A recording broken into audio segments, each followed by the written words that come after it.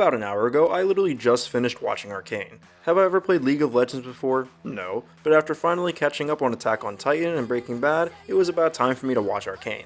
Yes, I'm extremely late to starting the series, but please keep in mind I just watched Squid Game for the first time this year. Hello everybody, my name is Gambit and welcome to Infamous Synergy. Please let me preface this video by saying I have absolutely no official qualifications to rate a show like this. These are all simply my opinions. What I do have though is a $6.99 a month Netflix with ads, and a steadily climbing YouTube channel. So if you like this video and anything else you see, please drop a like and sub. It helps out a bunch.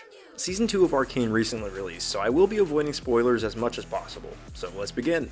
Arcane is a story about class suffering touched with a good amount of magic, which, surprise, is called the Arcane.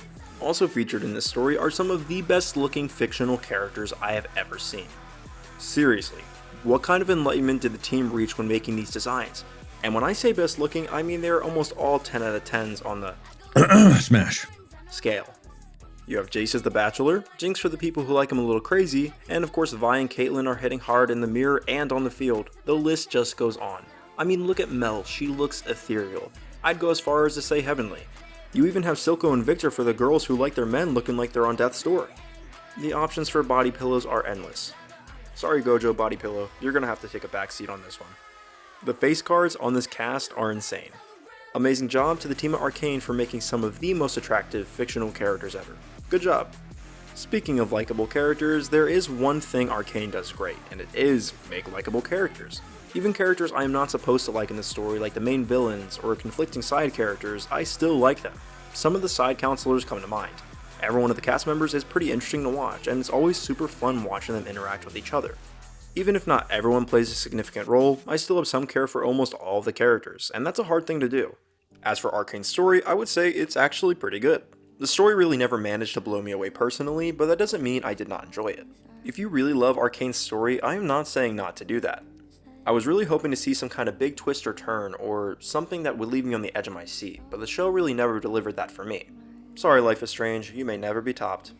But there are definitely a couple of scenes that I've really come to enjoy. These scenes do usually take place in the climax of each act, but I still like them nonetheless. One scene that always comes to mind for me is Jinx's tea party at the end of Season 1. Not necessarily the most action-packed sequence, but the one that really made this show come together for me. Prior to this scene, I thought Jinx was just an okay character. Nothing up until that point really struck a chord with me. That being said, this scene really did not go the way I expected it to go. I'm sure many of us who aren't as familiar with the lore of League of Legends was kind of expecting more of a happy ending to Season 1, but I appreciated the direction it went. The show does a really great job at showing how gray the story can be at times. Vi was always looking out for Jinx, she was her protector, but in the end, she may have been the person who hurt her the most. Silco on the other hand isn't a great person, but he does deeply care for Jinx, and that counts for something. He pretty much raised her from that point on. Those are all reasons why that scene was such a standout for me. Another scene of course I need to mention is the end of Act 1.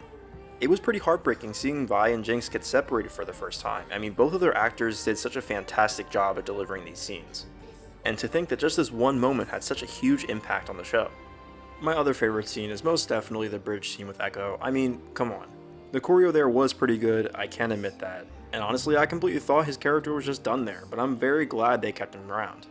Echo fans unite because I see you and you're valid. A bit of a side note, but I like to keep myself pretty busy in my personal life, meaning I will have a show playing while I'm doing dishes or something in the background. But Arcane, I just couldn't do that.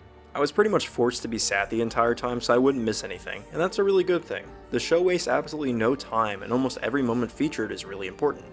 As for the action, the choreo is fantastic, but the fights didn't really stick out to me until Season 2. Everything they did good in Season 1, they made even better later on. I did get really pumped when I thought Vi and Jace were going to fight, but unfortunately it didn't happen. But maybe we can dream. Just a side note to mention, I started watching completely not knowing Season 2 dropped, so I reached the end of Season 1 thinking that was it, so I was very pleasantly surprised. Although the story didn't manage to really blow me away, the animation and art absolutely did. I understand why this show took a 3 or so year gap. The amount of effort put into some of these scenes is insane. Once again, spoiler free, but the end of Season 2 is visually so well done, easily some of the best animation I've ever seen, and I can't stress that enough. I could go on and on about how Arcane is visually stunning, but honestly that deserves a video in of itself. Another thing I might possibly get hate for is my opinion on the show's intro. It looks great, of course, but I really just don't care for the song. I dislike it so much when I booted up Season 2 and heard it start to play again, I literally started laughing in shock they actually kept it. It's bad enough to the point where it's memed on in voice chat with friends where we'll randomly start singing it during matches.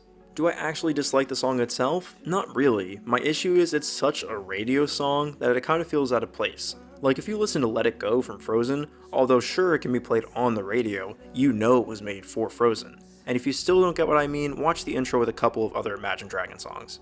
Here are some examples.